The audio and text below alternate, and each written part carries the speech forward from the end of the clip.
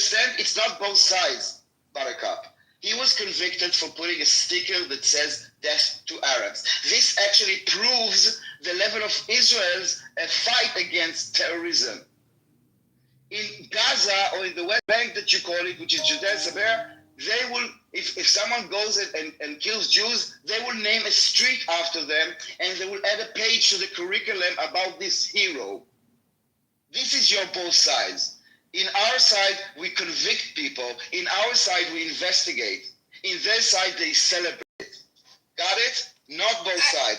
When something happens, you also need to see how society reacts. Daniel. And this is exactly what the difference. Daniel, you and I read the same news, so we both know that most settlers that commit crimes in the West Bank and burn down these villages are not convicted. You know this. First of all, you don't know. You read the same news I read. First of all, you don't know, and you don't know what crimes. And the fact that you say that those are crimes, it's your opinion. You know who started. You see a video of, you know what? Masrayata, No Other Land, Oscar winning. There's a court case that was in the Supreme Court that decided that they proved no connection to this land, that their building is illegal. But the movie shows when the army comes and destroys those houses, and they portray it as the poor Palestinians are being evicted. I actually went and I read the entire script, like the decision of the court, and if you speak Hebrew, you can find it too, and read it. They proved it was for 20 years in court. 20 years. It's not there. You don't know what's happening in Judea and Samaria. And you assume that the Palestinians are like, oh, just peaceful living, and the settlers, by the way, the word settler means a Jew that lives outside of outside of the proper Israel. A Palestinian that will build illegally, there is no name for this. There is no name for this.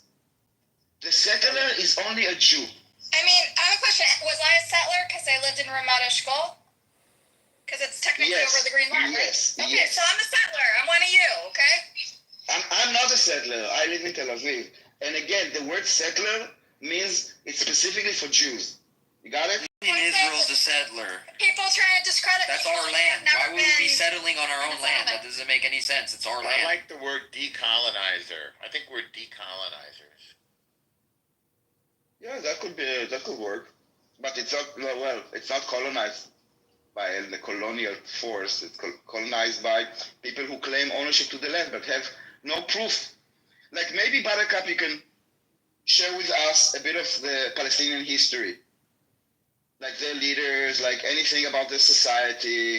I mean, I'll share what. I just want to tell you about just one sentence and I'll shut up. This Masfei Yaftet. The reason that they claim that the land was there is because, I don't know, I think back then when they were like herding sheep, they used to pass there on their way. So because it was part of their path, they considered it their land. No one actually lived there.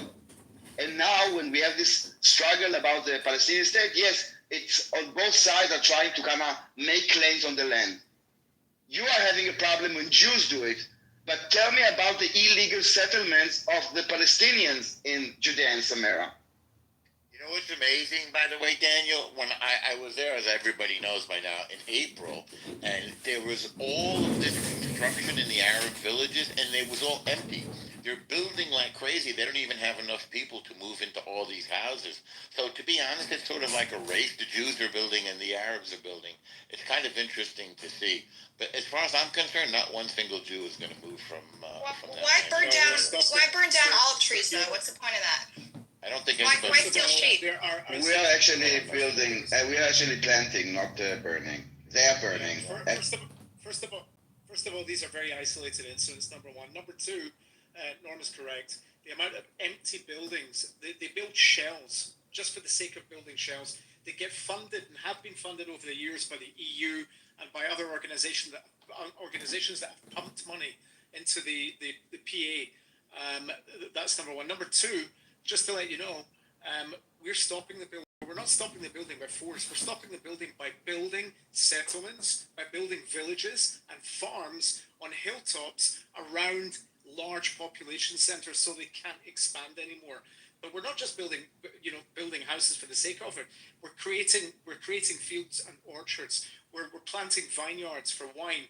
We're bringing herds in to make meal and cheese, and it's unbelievable. I was there a number of weeks ago. I visited 3 different families that have set up. One 7 years ago, one 12 years ago, and one 2.5 years ago. And it is incredible what's going on. Judea and Samaria as well, just to let you know, Buttercup, if you're standing in most of Samaria, you can see the whole of the center plains of the country. In other words, you can stand at any point.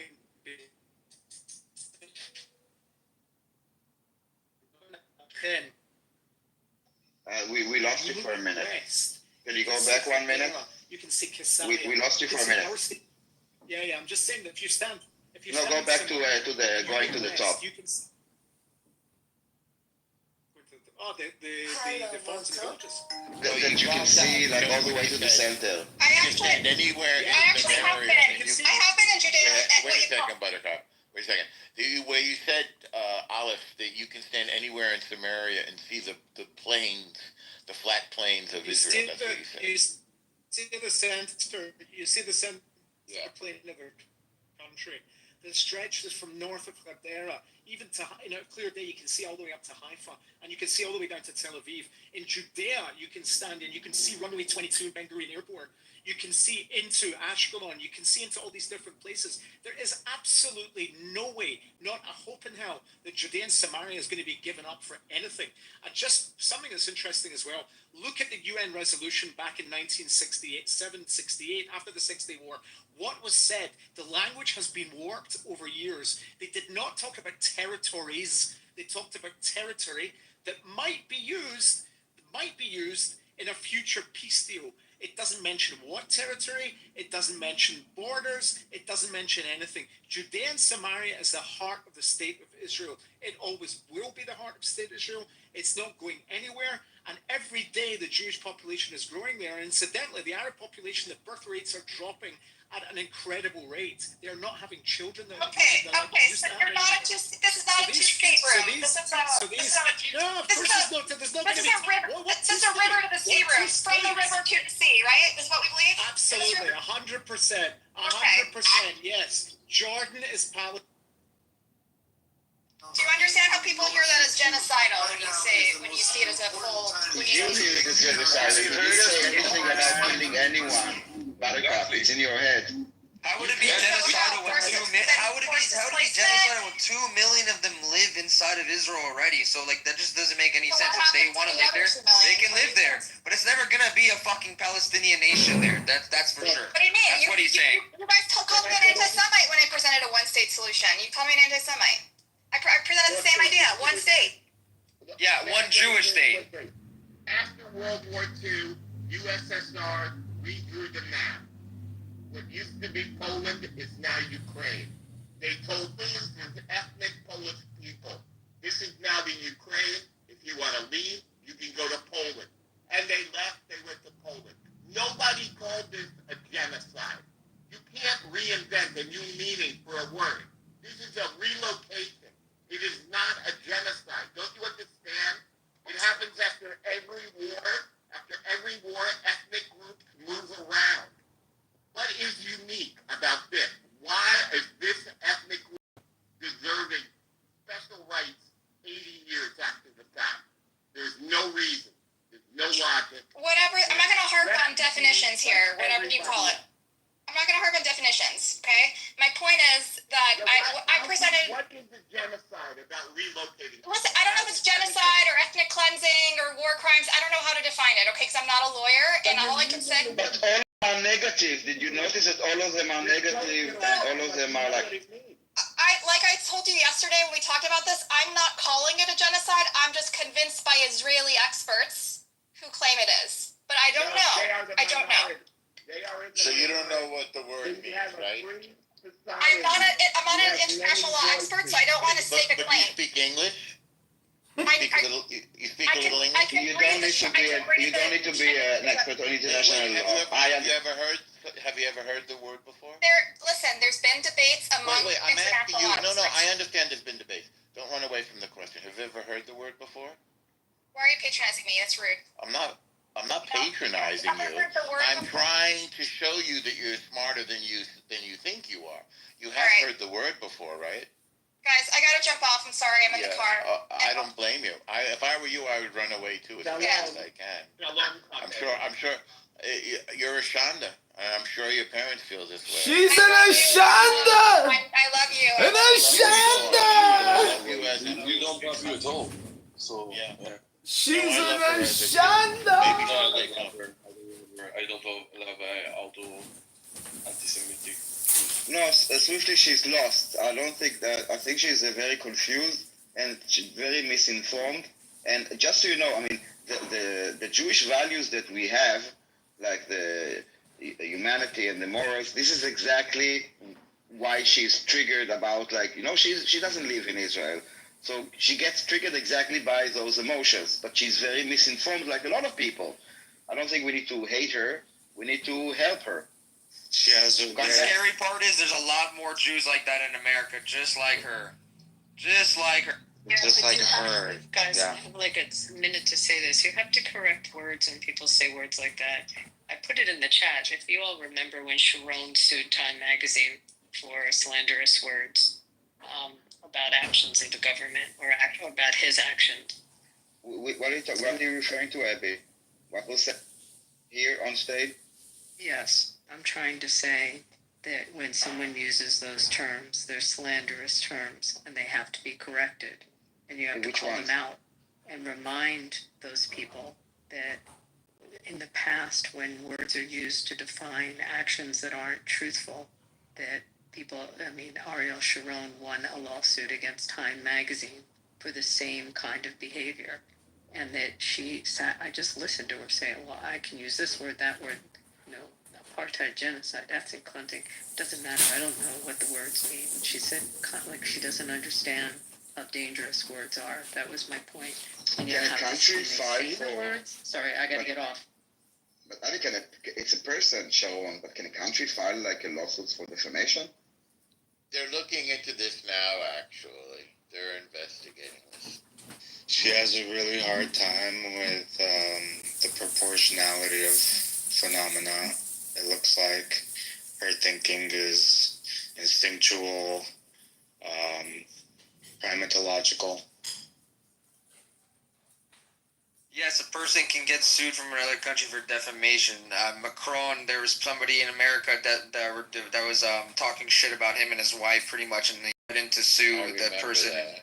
Yeah, and I looked it up, and I was like, wow, you can actually people did from other sue. countries can. No, my question was, can a country... Sorry, they Yeah, sued in a country can Delaware. sue. I got another minute. They sued I'm about to take off. They sued in Delaware. It's in the Delaware District Court right now, Macron's wife. But Yeah, absolutely. but those are people, Abby. When you Sure, defame a it's country, also it's time. different. Abby, Did you hear what I said? Abby, Just talking about. Abby, you're talking about For a people. second, because I have a minute. I'm talking Yeah, but about you're talking about people. Sharon's He was talking about a country. country can also, on behalf of the government, this is my point, when someone uses words and they just absolutely stop them and correct the term, make her define the word, make her sit there and read the definition. Like, you just have to stop them that way. Sorry, it's noisy on the phone. Do you follow me? Yes, definitely. So have a safe flight wherever you're flying Thanks, to. thanks. Abby, Yeah. just check your WhatsApp. I just sent you a short clip. You can go to look. I will. I will. I'm going to do God's work, guys. Have a drink for me on the flight.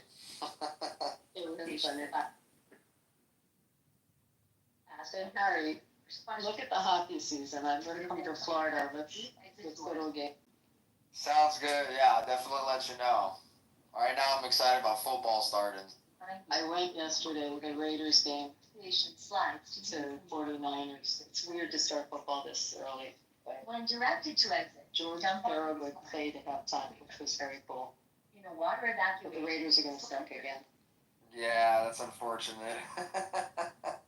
All right, I'm gonna get yelled at by the flight attendant, guys. I'll listen. So they are. Sign and opening. But anyway, bye guys. ביי. אני צריך לזהר שהיא פה, לפני לא ידעו שטויות, כי In the event wow, I didn't know that. היא יושבת על ביושבי ראש הדירקטוריון של הארגון שלי.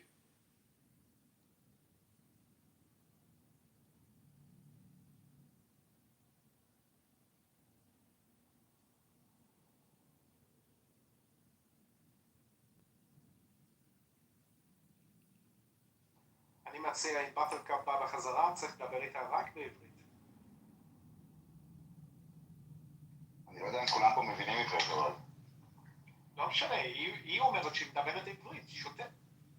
היא מדברת, נראה, לא יודע, שוטף, היה שהיא כן מדברת, פשוט יש לה מבטא מן הסתם אמריקאי כבד, שאומר היא מדברת חצי קלאץ' כזה. היא לא ישראלית, שמע, אני לא יודע איפה המשפחה שלה והחברים שלה. כזאת מצומצמת. Was there ever a case of a country that filed a lawsuit for defamation? Did it exist? Does it exist? I don't think it makes sense, to be honest. Well, it looks like Israel's going to be suing the New York Times shortly. Interesting. On behalf of who? Of the Israeli government? Of the GHF? On behalf of who? Like who's filing the lawsuit? State of Israel. Really? It's very difficult though because it's a constitutional right for freedom of the press. So, you know, it's one of those things where you got to have the money to fund the lawfare. In the case of like, you know, Hulk Hogan and other billionaires who fund these lawfare suits. Israel has the money. No, I know Israel has the money, but I mean, do the taxpayers of Israel want to fund these types of lawsuits? I doubt it. We are funding the gas and food. So I think if you ask me which one I prefer to fund, I will fund the lawsuit. And not just one. I will have a few lawsuits. And I think we should go into that space of lawsuits. Because they are doing this again. From the Hindri Job Foundation to like file I think I think 100 hostages or like victims are suing UNRWA, I think. Daniel, I think Stacy wants to come up and speak. Stacy, come. Okay. Invite her. Can you? Do you guys just accept? Do you accept Buttercup as just being political? I mean, because that's what I have come to learn on Clubhouse is that all communication is political. So she is literally being her little mini politician when she comes in here and obfuscates and dodges, ducks, and creates her little drama segment. I mean, I think people are just being political, and that's her way of being political. I think evolutionary psychology is a better way of looking at Buttercup and Bima. Well, one is Jewish. Equality instinct. It's the desire to believe in the equality of. I know. I get it. He's in the Matrix, but I mean. But if you look at the chat, for example, and like the Stacy, that she's like an anti-Zionist, anti-Israel, but she's like supporting Buttercup. So if Buttercup will come back and maybe she can see who she's sleeping with, maybe it will help her wake up.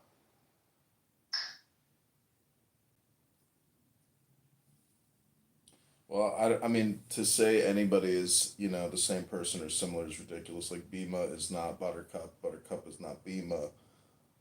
I'm just saying that even within the Jewish ecosystem or echo chamber, there's still a political component to the communication where people are vying for, you could call it political attention, I suppose.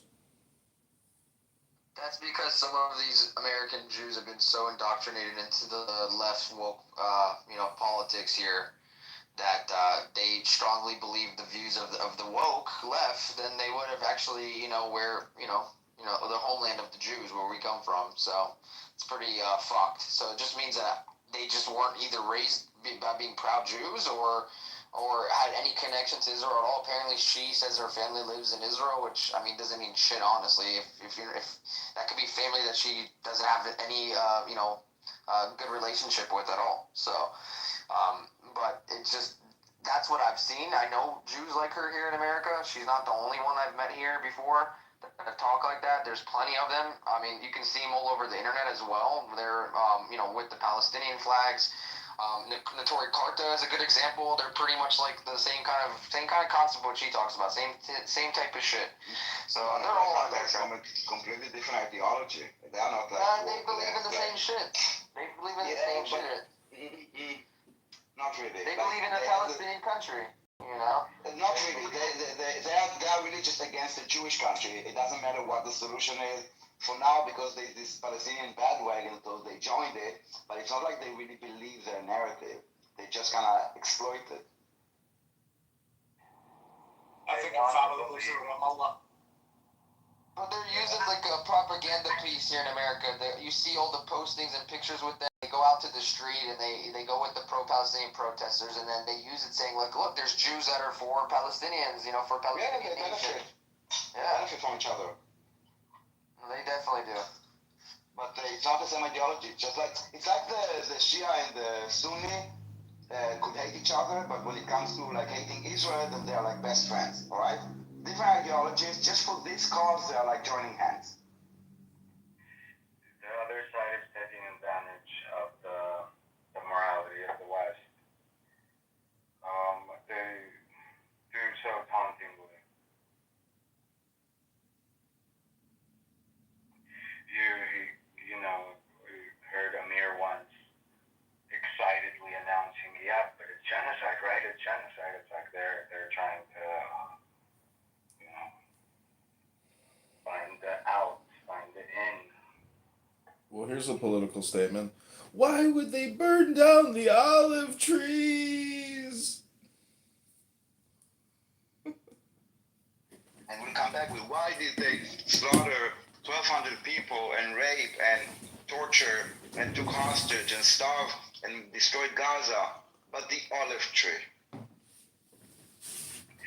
They have a hard time with the proportionality of phenomena, real world phenomena, behind Buttercup. They think emotionally. They have wishful thinking based on the moral axiom of the past. She loves the most. She loves Hamas and she loves Buttercup. Hamas. Look at the kid. Yeah, she's who cares? She's a troll. No one cares. Wait, what? I didn't hear what you said. So Buttercup's previous profile on this app was L. I don't know if any of you remember her, but her name was L on here. Not that it matters, but if people change their profiles to come on here to have that type of communication. I mean, I just like to document it.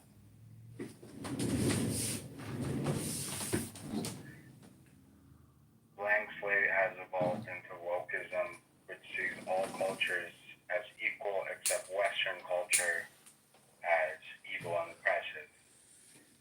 It puts totally blame on the perceived powerful party, so the perceived powerless party is totally excusable.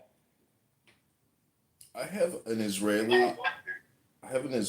Israeli Defense League book by Kahan. These Kahanists, everybody throws that term around like Zionist. And this book by Kahan is so mild in terms of, aggression or, extreme behavior. It's a very mild book on organizing and defending the Jewish people. So people who throw that term Kahanist, it's like, okay, well, let's read a Kahanist book and really talk about it and see what's in there about self-defense and security. We should read that book to Amos, because he's the one who throws around that term the most out of anybody on this app, I think. So, That's definitely something we should read to Amos one day. You don't need to read it. Just ask him what is a Kahanist. He would not know. Like, by the way, as a Zionist, if you would ask him what is a Zionist, they would not know. He called me a settler, okay, the other day, because I don't know, one of you kicked him off the stage, and this is why I'm a settler. So those are just words, okay, just like words that I really don't get it. Something like Zionist, no one really knows what it is. Daniel, it's all the same, man. They pretend they understand the points, and the moment you press them, they fall back on the same tired slogans of occupation, genocide, apartheid, because they're not really engaging, you know? They're not engaging. Yeah, and then either they would do like a tantrum that they, I don't know what, and they would leave, or that they will let someone else navigate. They would not be able, this is why I try sometimes to kind of drill down and not let them move the conversation somewhere else, because they would say something triggering, so someone else on stage will come up and take the conversation somewhere else. It's all very primal, guys. It's monkey stuff, everything. No, it's their safety net. Because without it, they'd have to face the complexity and admit their narrative doesn't make sense, it doesn't hold up. And that they supported, but basically, if they would admit it, like a lot of people in the West would have to admit that they were supporting the Nazis of our days, you know? And yet, to understand something like this about yourself, they create this self-protection mechanism to kind of take down every truth, so their entire identity will not collapse. Well, that's politics in a nutshell. The reconciliation of justice and truth in the West is one of the most important notes for total human justice. Right now, it's very confused, very confounded. It can be easily explained, but the people who follow that orthodoxy, wokeism, and its most extreme, will not concede those points for a variety of reasons. Mostly practical, for social purposes, career purposes. You know, on X Spaces last night, and I hear it all the time, it's that the Jews, the Zionists, have infiltrated the U.S. government, and we have to rout them out there in control of everything. There's this Jewish paranoia and insanity, you know, this Jewish derangement syndrome that a lot of people come on this app, but also primarily on X Spaces. And it's almost like a category of television or it's like a specific category that they choose to pick up every night and run with that, flag. It's very, to me, it's insane and extremely dangerous. And at 42, I had never heard this kind of, political insanity that Jews are everywhere, and they're in control of everything. It's really scary, sick. And if you ever meet somebody like that in the real world, it's like, holy shit. But the fact that people come on X and do it every night of the week is insane. It's called JQR, which means Jewish Question Radio. And if you want to get your rocks off and troll some people, go into that X space. They hold it every night. It's called JQR. It sounds a lot like what the Nazis did. That's exactly what the Nazis did, So, shit's scary as fuck that this is happening still to this day. That us as human beings haven't learned from history, right? So, disgusting, bro. Just disgusting people. There should be no ambivalence in the West.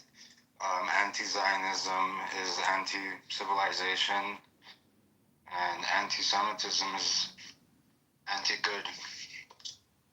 Well, people like I don't want to say M. Kapara Al or Buttercup. She's like the low-hanging fruit of that, crisis where I think it comes down to education. That uneducated people. Bro, that's not M. Kapara. No, I know it's not. I tried to fix myself there. Her former profile's Al. It doesn't matter. The point is, Buttercup, our sweet little Buttercup. She's not as sweet as she sounds, as everyone has figured out. Oh, we know. Trust me, we know. Oh, she's That's dangerous, why I man. said She's fucking really psychosexual. She was just in Amir's room last night, bro. They were playing a recording of when Shlomi first went in there after he, shortly after he got back on the app after being rescued and everything. And they were the way that I can tell some of the voices who were asking him questions. I know who they are just from them being on the app for so long. One of them was Prince, that piece of shit midget. He was asking. He was like degrading Shlomi and some of the shit that they were saying. Some of the questions that they were asking him, and hope for his death too. He said, "Oh, I wish he would have just died," something like that. And she, after they stopped the recording, the first thing that she says to them is, you treated him so well. My God, you guys treated so nice. I'm actually very, very proud of you guys for how you guys treated him." And one of the guys that were on there that was asking questions in a very degrading way as well was Soren, the guy that disappeared. So yeah, you can definitely, everyone knows his voice, and he was definitely asking those questions. So just gives you an idea of how long ago this video or this recording was. And after the fact, they were like saying, "Oh yeah, he was saying that Shlomi was agreeing that there was a Hannibal directive, and all this stuff." And like Shlomi never. And I was listening to the whole thing. I have a little bit of it recorded too. He never said anywhere in that recording that he agreed to them about some Hannibal directive being happening there. So it was pretty, disgusting to hear after the fact that she's cuddling them and saying that they treated him very nicely, when in fact anybody with the right mind who would listen to that would know that that was the complete opposite of how they treated him in that, I don't even want to call it interview, but whatever the fuck it was, a clubhouse room. So, of them berating him with questions. So yeah, she's dangerous. You guys need to watch out for her. Don't let her sweet voice make you guys think that she's really wanting to learn, because that's what she kind of said last night. She's like, I want to see if I can learn, but probably won't. So it's like, then why would you even say that? I'm not trying to make her come to our side or anything like that. But definitely how some of you guys in today destroyed her. I think that was great. That's what we need to keep doing. She's very easy to debunk. When people are quoting The Guardian and Haaretz, you're a joke. Like, that's all I can say. I would just say that all this communication on all these social audio platforms, there's one intention, and the primary intention is to get you angry. And I really do believe that's what most of these people are trying to do by gaslighting and making extremist, profane, vulgar statements, is to literally get you angry so they in turn can get their dopamine feedback.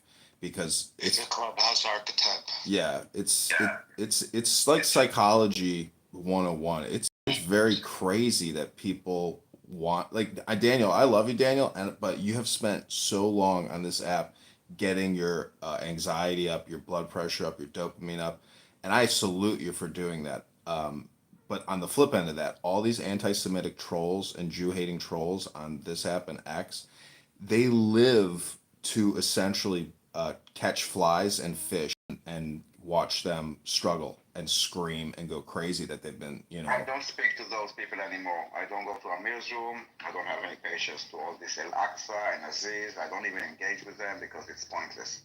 I never went in their rooms to begin with. Their sweet voices doesn't mean anything, because the tone of their voice doesn't change the truth.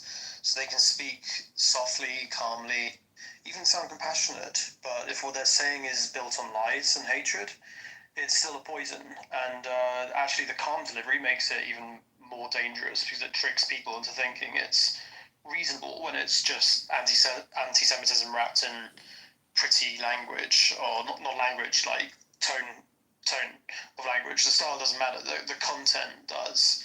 And then content is always about delegitimizing Israel and attacking the Jews.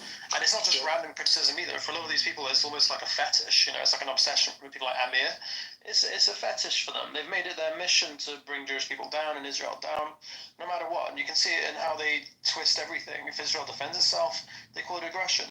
If Israel shows restraints, they call it weakness.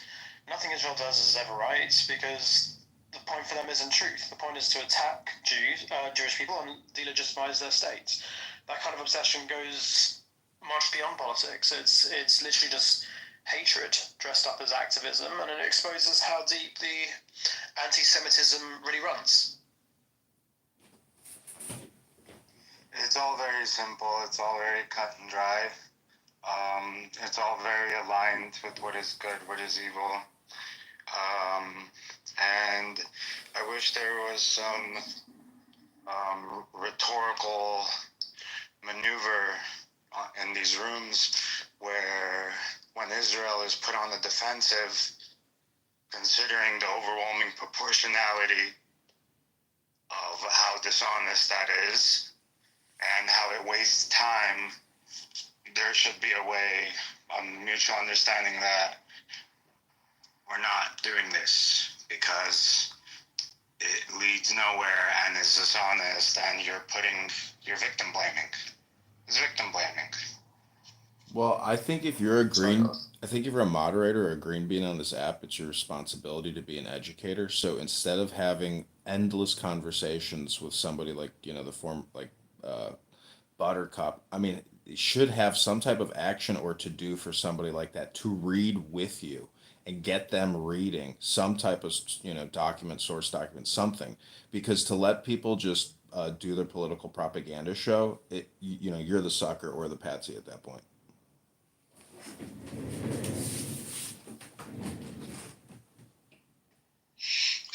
But it is useful to understand them, right? It's a very good learning experience. Yeah, up to a point, man. Up to a point. Yeah. Up to a point, yeah. But it's at such cost emotionally.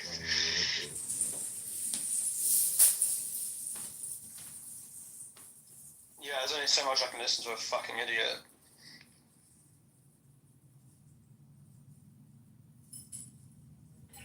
It is what it is. You have to be really far gone to be an active anti-Zionist.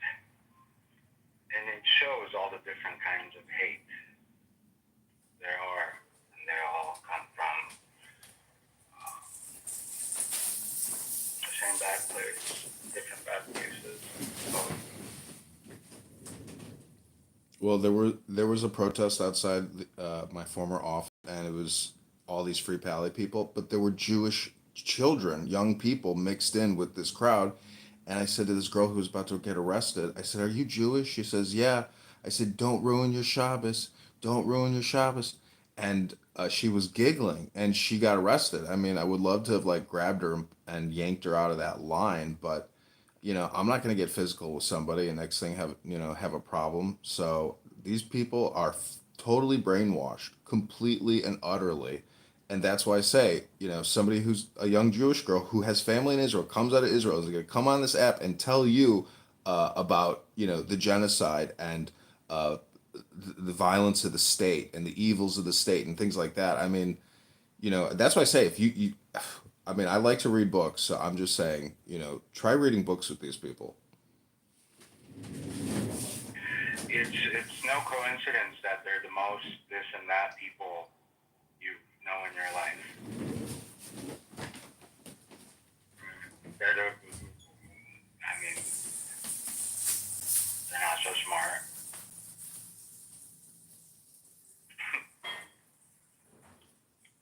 They're not so educated.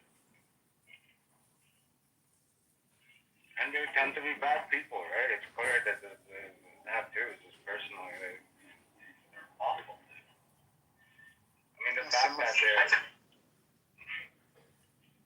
it's also basic.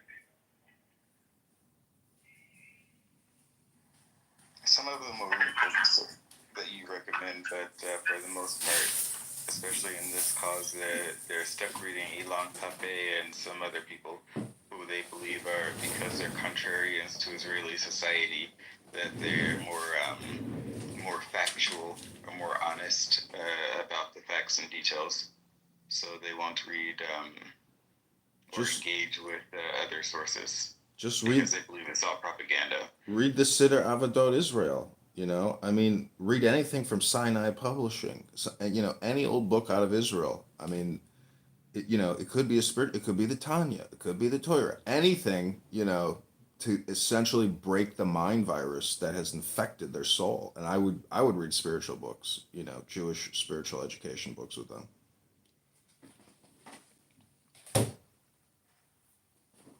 Because they're hyper politicized, and you need to depoliticize their polarity, and you can do that with, you know, Toilet.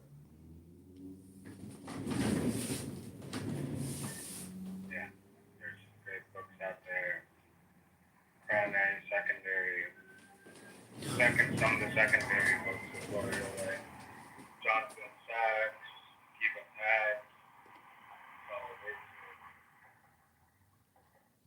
I thought you were gonna say Pirkei Avot, and what's your favorite book? All this stuff starts with words. This kind of hatred is very dangerous. It follows the exact same pattern that led to the Holocaust. It never began. The Holocaust didn't begin.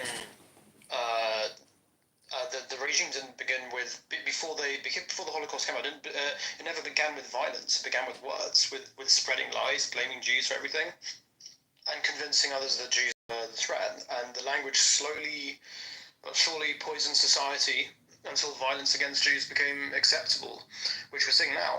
And eventually millions were murdered. History can repeat itself. That's what happens in history. We hear the same kind of rhetoric today, lies about Israel, demonization of Jewish people, constant scapegoating. And it's not just debate, it's a warning sign. And I wonder, like, have we actually learned nothing from history? If this hatred is still left unchecked, it will grow, and history shows very clearly that things do repeat themselves.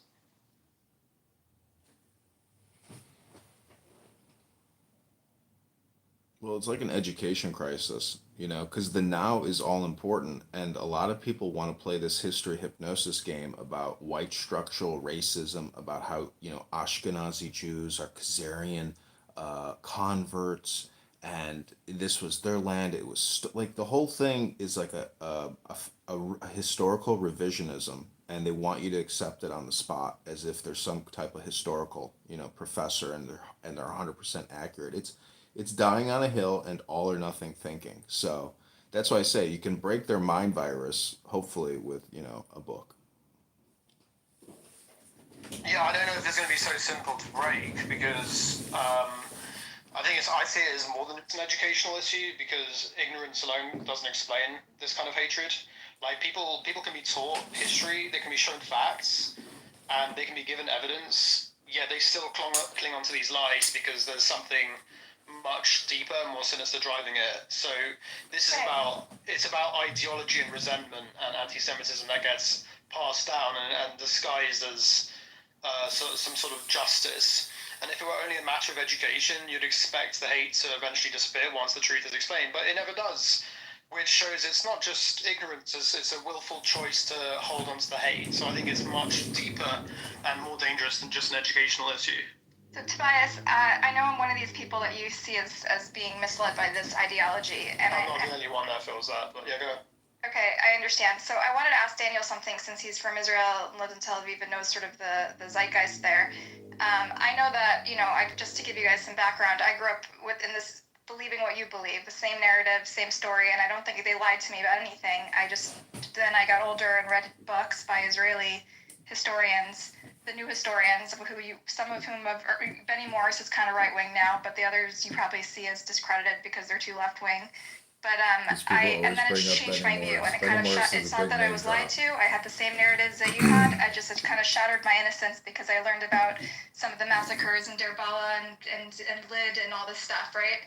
And I'm sure you guys had similar experiences when these IDF records were revealed in the 70s and 80s, and we found out what the true scope of what happened during 1948. And so I'm wondering, Daniel, how are these books received in Israel? For Tom Segev and Benny Morris and Schleim, like, how do you guys view those historians? We don't really view them, to be honest. We actually, like, people, I guess, in the West read books like those about what's going on in Israel. To be honest, it's like not part of the discussion in Israel at all. But you said something about what really happened in 1948. What really happened in 1948? So this is the IDF records that were opened in the 70s and 80s. They were concealed to kind of keep this like romantic narrative about the independence. And then in 1948, the IDF opened up its records, its interviews and documentation from what really happened. And so that's where what the basis is for these Israeli historians that have What really happened, I ask you? disputing the numbers that disputed are how many people died, how many were killed. I was told most of them fled, right? And that's the narrative a lot of us were raised with. Like most of them fled. No, what do you mean? First of all, we were not raised by any narrative, to be honest. I didn't deal with this entire... Did you learn about the Nakba in school? Did you talk about Nakba? No. Do you know what the Nakba is? Yeah. It's a brand, okay? And you know, hold on, the branding Nakba, the word Nakba, I don't know if you... Did you read how it's called? This document? No. The actual primal source, the person that wrote, I think it's the word of the Nakba. This is where the word Nakba came from. It's right, I know the origin. Yeah. Okay, so the Nakba is about, it's all about, I read the entire thing, the refugees, which are not called refugees, they're called Arabs of Palestine that fled, and he's actually saying even before the first bomb, our bombs, was shot, like their bombs, I mean from their side, because they launched the war, the coward Arabs Palestine, the majority of them fled, and the disaster was the Arab pride of 5 Arab armies that were defeated by a one-day-old Jewish state. That was the Nakba. The Nakba, as the expulsion of Palestinians by the Zionists, is a narrative, is a brand. For example, in his book, in this piece, he's talking about 450,000. Then it grew up to 700,000 that were all expelled by Jews, which is a lie. There were over 1 million Jews that were expelled from Arab countries just for being Jews. There is no branding for it. Okay. Is anyone in the world taught about the unbranded ethnic cleansing of Jews, of millions, by Arabs? Because the Nakba is a story that was created later on. The reason that I was not taught it is because it literally was just invented in the 60s. So you're right. Terminology aside, maybe it's bad branding. Maybe it's bad branding. We learned about the War of Independence. Okay, and did you learn that there were some not nice things that happened to the Palestinians then? It's a war. Okay, so when we say the word war, I think it means things don't nice to anyone. No, but you know, people were rounded up, and then there was the call. I think it was Ben Gurion, who's the one who made the call and said, "Yeah, just." It's very simple, Buttercup. We created a state. They went out in all forces to destroy us. You are now here saying, but there were some bad things done to the Palestinians. Check how many villages. I agree that bad things were done to both sides. There were no Palestinians back then. Back then, when you said Palestinians, you meant Jews. Those were Arabs of Palestine, many of them from Syria, from Iraq, that they came to work. The story is that they launched a genocidal war against us. This is what really happened in 48, and we defended ourselves. And at the end of the war, Jordan took the West Bank and named it the West Bank because of the Judeo-Semitic. So this is the story. This is what we are taught. Yes, me too. This is what I was taught too. Me too.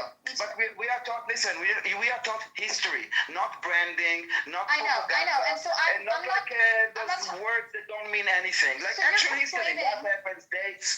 You're conflating a different history book that I'm not talking about. I'm talking about Israeli historians who, when the IDF records of the 1948 War of Independence, the victory, they opened up the records of what happened then and who made what calls and who said we can kill civilians or can't kill civilians, and it all became public, right? That happened. Do you remember when that happened? It was a big headline. The thing is that you did not read the records, okay? I read the recap. I know. Hold on.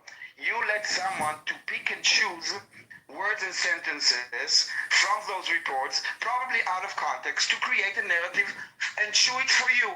If you're really interested, don't let Benny Morris, as you call it, and write the new historians, which means rewriting history.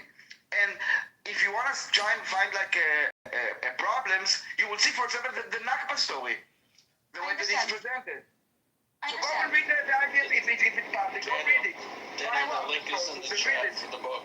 Daniel, I wanted to ask you, we were talking earlier about education, and I was curious if, because, there are a lot of 20%, whatever, I don't know the percentage, Arabs in Israel, and you want to present history in a way that's balanced, that everyone feels represented, their narrative feels represented. So there are in schools an effort to talk about what Arabs see as a Nakba. Whether you consider it one or not doesn't matter, but they call it that. That's part of their shared memory. And so in Israeli schools, they actually do talk about the Nakba, especially after these records were opened, because they acknowledge that there's two versions of history. There always is, right? And so I I'm just... I don't know where you're getting it, and I will find out what's going on I'll today. find a link, but they do teach Nakba in I don't care school. about the links. I will ask people that actually have children I'll in ask school. my sister. She teaches in school. In Israeli And school. I really hope that you're wrong, and I doubt it that they are teaching about the Nakba, because the Nakba is a framing of the story with branding. Let's not get hung up on semantics, okay? We're talking It is about the way about- people perceive it. So I'm telling you again, the War of Independence, this is what we are taught. There was a war during our Day of Independence. This is what we are taught. The Nakba is a reframing of basically saying the creation of a Jewish state is a disaster. So no, we do not teach our children that the creation of Israel is a disaster. This is a framing that Yasser Arafat and his allies, the terrorists by the way, actual terrorists, not stickers, actual terrorists, this is the framing that they did also with this Free Palestine. And it's all I understand you don't like catchphrases and it's annoying. I agree. It doesn't mean anything. It's meant to kind of catch people. It's all about emotions, okay? Okay, but you're talking to me. You're not talking to them, okay? Talk to me. You are the one that are affected by this, because the emotions kind of take off the logic, and then you don't really have critical questions. I have the same information basis that you have. I just was added new information. I want you to help me contextualize Not the it, okay? information, the critical I want to thinking. know. Listen, You don't need to have all the Daniel, stop information. yelling at me. Daniel, I'm not trying to fight with you. Daniel, I'm just saying critical thinking, not Okay, you don't so need to know help me about think critically information. about this. Help me think critically. I just put a link in the chat. I want to know what you learned about Lida, that's today's Lud, about the massacre that happened there. What did you learn about that? I don't know what I learned for this. We didn't go and it doesn't matter, because listen. People live there now. They should know. They have their narrative of history from their parents. No, it doesn't matter. It doesn't matter. A lot of shit happened. Even on the Holocaust. City and people grew up there. Even on the Holocaust.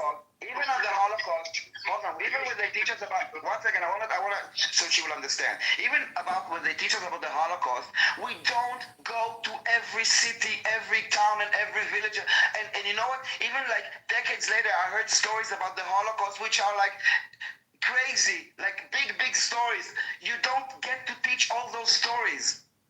This is a key and when you teach history, you talk about, you talk about the major battles. No, this was a major battle. The conquering of blood was a big battle. After all the new information you've received, are you ashamed to be a Jew? No, it's a serious question. Are you ashamed of what? I mean, my culture is literate, and we read books and we accumulate information, and we're intellectually honest. So I don't know about your culture, but mine is literate. The question was about Jews. Listen, though, after all this new learned information you've received, are you ashamed of your people? No, I'm proud of my people because I think we can scrutinize ourselves and be accountable. I wouldn't be on this conversation if I didn't think there was hope for our people to self-reflect. And what should be done? Are you ashamed of what we've done? Are you ashamed? I don't think you're really listening. I think you're more on the defense. I'm ashamed of certain things that we've done, sure. Are you projecting the fact that you aren't self-reflecting, Buttercup? I don't know who said that. I think that's fucking very important what he just said. Listen.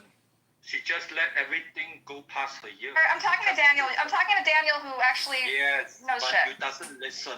You just come here, and before Daniel finish, you already formulate the next question. And next question. No, Daniel and I have been in the conversation for a couple days now, and it's very enlightening and helpful. You just take up people's time. And Daniel is a teacher. She's very passionate about teaching writing, right? And she find that you are very misguided, and she tried like crazy. Right?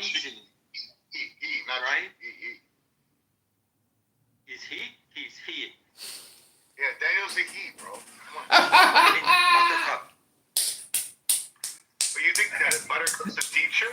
No, Daniel is a teacher. BB. Yeah, Daniel's teaching. Exactly. Buttercup is there, Mr. Buttercup. See, I think if Daniel did like a 10-minute silent meditation, Buttercup would basically, self-destruct because she needs Daniel to essentially, inflame her candle. Daniel energy, you are correct. Danny's the only person in this room that reads anything, so I like engaging with them. Let other people talk to you, Buttercup? What is going on with the dog piling on Buttercup Oh no, here? Hope is here. I go away. Hope is here. I better go away. We better stop picking on one person, because that's not cool. About 5 different people have come from Buttercup. I've got... So before you jump on the bandwagon, nobody's picking on her. She's actually picking on herself. She's picking on Jewish people. She's picking on the fact that she's ashamed of what Jewish people have done. So before you open your fucking mouth and start like... hi, BB. You're not going to be respectful today then, huh? Because I said something you didn't like. Typical. No, because you and I have talked many times. But you jumped in yet again with misinformation. I've not spoken to you for months. I haven't spoken to you for months. You jumped in yet again. I've not spoken to you for months. You jumped in yet. You didn't have to speak with me. I'm in rooms that you speak and interrupt and say things that are out of context. So nobody's picking on Buttercup at all. Buttercup is picking on the fact that she's a Jew, and she's picking on every Jewish I said aspect. dogpiling, not picking. The two are quite different. About 5 different people. About five people. Well, George, you're asking her whether there's a Mr. Buttercup. Have you got children? Like asking personal questions. We do live in a world where people can't finish a sentence. People can't finish a sentence. Again, I'm anticipating what you're saying, and you feel wronged by my primate expression, right? You think your status is being threatened by my primate expression, even though you probably know a little bit about me, and so you don't think it's important. What you think is important is that all the apes are equal. They must be equal. You don't have to put your kids That's not what I think at all, George. So please don't hurt yourself. Don't hurt yourself. I think they should have your brain. But unfortunately, okay, my silly female brain. I don't get to Sorry about that. I'm not a judge. If I was really... But anyway, at least I stopped the 5, 6 different questions at Buttercup at the Well, same you time. didn't stop anything, actually. You didn't. All you did is put a pause on it. Politicians to have a partner, to have... It gave her a breather anyway. BB, you and I have always been fine. I don't know why you're being like this, but whatever. It's wild. It's Daniel, I just want to say Linda is a major turning point in the war. It was a big conquest, so I'm surprised you didn't learn about it. There he is. What's up? We still know who's the little puppy. Yeah, so you can see me in my PTR. That's me wearing a Trump hat, a Cubs jersey, holding the Tao Te Ching, a book, and then there's about 15 phones, live streaming me. So, your title is Clubhouse just an entertainment app? Well, look at my YouTube and you decide. Is it entertainment? Is it trolling? Is it spamming? Is it a waste of time? I think it's art, really. And that's the best way to describe everything, is the word ART, art. It rhymes with fart. That's what I've been saying, John. I'm saying that you're either a madman who needs to be put in a straitjacket, or you're a genius performance artist / social media artist. I just wish I could get into a movie theater and have an audience and say, okay, everybody, let's look at my YouTube for the next 4 hours and force everyone to watch this incredible Clubhouse experience. Well, you can if that's something you really want to do, you can rent out theaters in Chicago, and I understand post-COVID, they've been quite cheap. You can rent out a whole theater for a couple $100, you know? Good point. You could do that actually. Yeah, just rent out a theater, and then like if you become a hit, obviously I'm assuming that he'll be able to get into more theaters, right? So, have you ever looked into that? You should take advantage of what you're doing. Yeah, I'd have to do like an Eventbrite and try to do a Facebook, event and actually like do a first staged theater, for Clubhouse and make it like an interactive show, like the Killed Tony show. So I think you could do a cross combo entertainment event experience for people and introduce them to Can we Clubhouse. change the title? We're gonna give we're gonna give John the stage, but let's change the title to How to Properly Lose to the Hood. See, in one house, Dr. Adams, that joke would kill it. But imagine if there were 400 people in a theater right now listening to you, listening to me, have this exchange, and they're thinking, how am I going to be a part of this interactive Clubhouse experience? And this is where I turn around and say, all right, everybody, pick up your phone and type in Clubhouse into the Google, app search field. Download the app. Type in your profile name, type in your first name, last name, and everybody go to the one house, and the room title is how do properly lose to the hood. I like it. That's an Ebonic with the hood. And also, Dr. Adams, I swear you are the funniest person on this app at this point right now. No, Adams is hilarious, and here's to highlight how hilarious he is. Adams lives in California, and he's campaigning for a politician in Illinois. Isn't that right? So this is craziness. He's not even in the district. So that was brought up. I don't know if the person wants to mention their name, but they are in this room.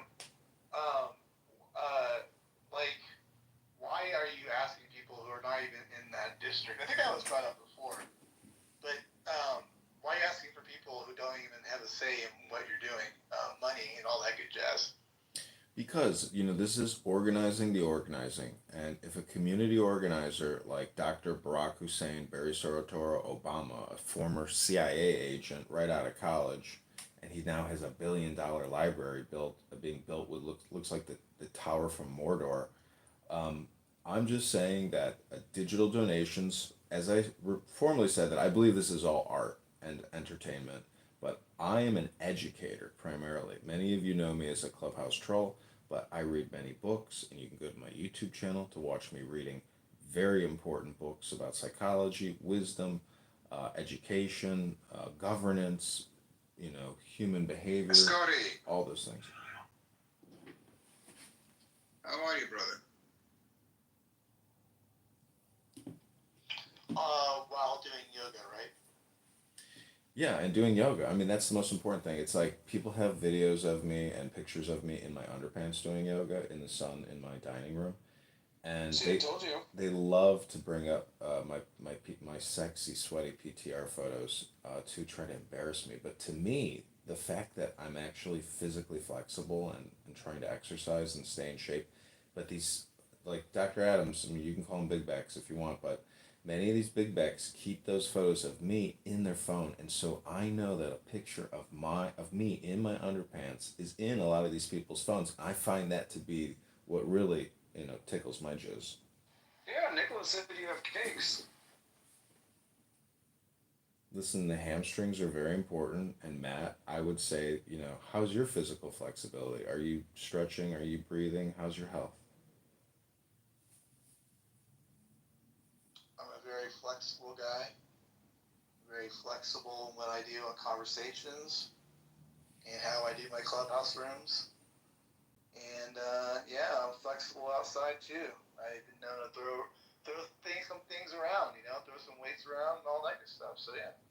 I mean, you may just, Edmund, you just may be better at bending and, being flexible than we are. Our sex size don't depend on that. But, more power to you, bro. Thanks, Dr. Adams. And I want to let you know your Darren LaHood crisis actor videos have gone viral, like in the terms of like 10,000 plus. And I thank you because it's people like you who help push my campaign forward because without you, I couldn't create this content. And you're doing it for me for free. So thank you. So, how do you see this playing out? What is the final chapter, John, in this magical journey that you've taken on Clubhouse? I can tell you, we're gonna go to Peoria, Illinois, where Darren LaHood lives, and we're gonna go to the Peoria Civic Center, and we're gonna put on Clubhouse, the experience. Don't vote for Darren LaHood, the just that creator, Dr. Adams and Matt Cool production, co-produced by Anonymous and Nye.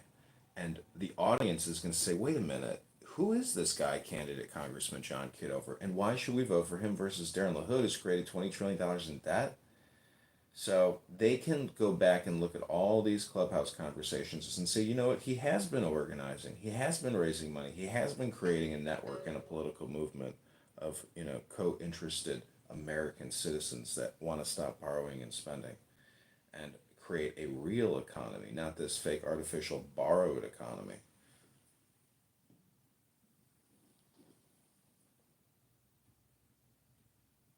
Don't ignore me. I said how many. Well, I'm going to stand on what I said earlier. I'm assuming it was streamed, or maybe it wasn't. Now it is, which is fine. But probably tonight there will be a formal title that will be proclaiming the end of your campaign. And I just want to give you a heads up on that. That tonight is your last night campaigning. And I hope you have some other things lined up.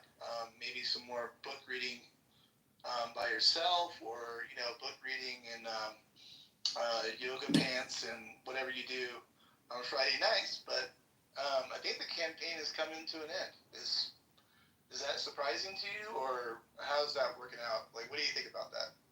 I think it's very interesting that you would project the end of my campaign tonight when I know that that is not the end of my campaign. The end of the campaign to elect John Kitover will not end until we basically don't submit on October 27th. If we can't get the, minimum number of signatures, that is when the campaign will truly end. Which is what? 675, 600. No.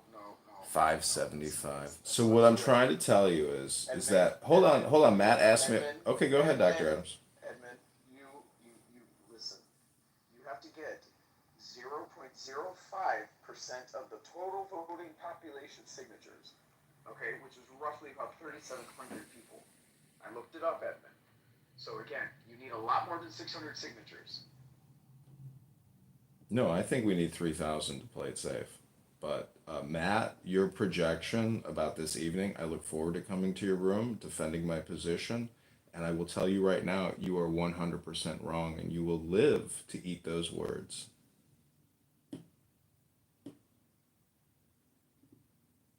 Yeah, I guess we will see how that goes. But the signature thing is an issue. I know that you've been vocal about your disappointment in finding a person to help you gather signatures. We talked about that the other day, I think.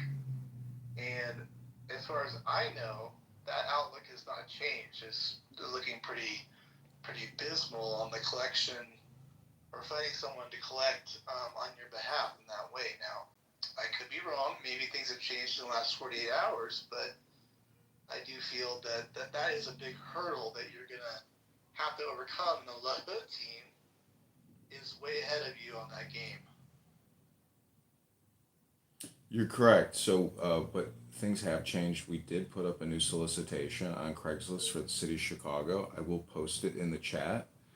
And anyone here in this room or house can also apply, or anybody watching these videos.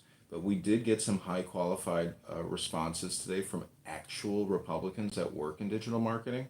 So the campaign is rapidly taking off Monday. And again, Matt, your negative outlook and the lack of help that you provide the campaign, the fact that you call yourself MAGA and have held all these pro-Trump rooms on this app for years, the fact that you don't help out a fellow pro-Trump Republican, to me, shows a lack of leadership, character, and intelligence on your behalf. Thus, why you're predicting my campaign's going to end tonight.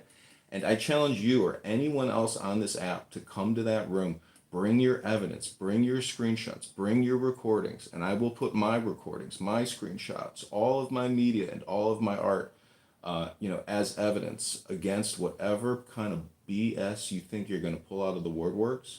And I'm already issuing legal ceases and desists to people on this app that are engaging in slander, libel, as well as defamation. So I would just also put you on notice, Matt, that if you don't give $10 to the campaign to elect John Kitover, you, sir, are no patriot. I am complete. This is John Kitover running for the 16th District of Illinois.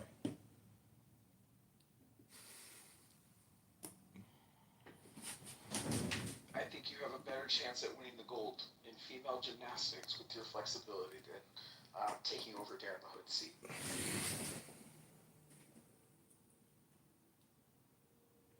Well, thanks. I'll be sure to let the voters in the 16th district know what you think, as I just clipped that, and I'll be running those ads shortly. Thanks a lot. I told you, this man is either insane or comedy genius. It's one of the two, or it could be a little bit of both, John. That's why John. Somebody earlier suggested, we were like, either he's a failed actor or a failed performer or a failed comedian, and I said he doesn't have to be any of those things. You're funny as shit. I don't know why you're not a stand-up comedian, to be honest with you. Well, see, I think even if I lose the primary, I think having this content as role playing a congressman is actually enough content that it will essentially condition the situation in the future. So this is all performative, but also educational. So to me, this is what I think AOC is. To me, this is what I think, Ilhan Omar. I think these people are just content creators and they want to watch America burn. And the fact that I'm trying to kill two birds with one stone here. So that's why I am legitimately asking you for your support. Hakima is a campaign contributor. He has reached deep into his pockets. Hold on, give context. Hold on, stop it. Okay, so this is the context. So Hakima is a campaign contributor because in the Super Mojo Positive Vibration experience, Mojo did a campaign auction and Hakima was the high bidder and he got to kick Monica to the goo, which really that clip went viral too. So you see how I can't lose here? Even when we're raising funds, I'm creating content about that and those videos are going viral and those YouTube accounts are going to get monetized. So thank you, Hakima, from the bottom of my heart. Why does Monica get under your dog's skin so bad? Like, I just don't get it. Hey, Adam, if you was in that room and saw her visceral reaction to me kicking her off stage, you would have saw why she get up. Like, why is she literally crying almost? Right? Don't